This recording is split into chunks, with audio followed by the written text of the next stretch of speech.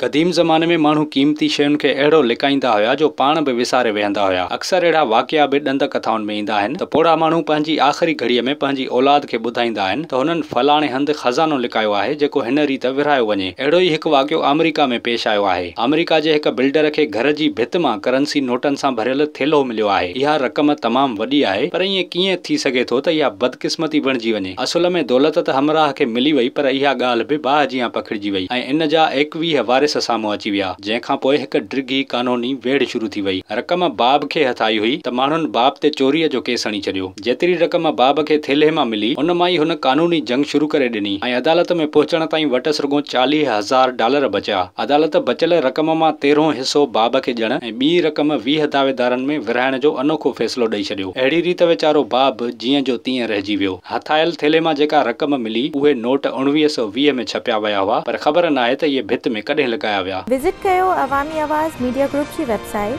awamiawaz.pk।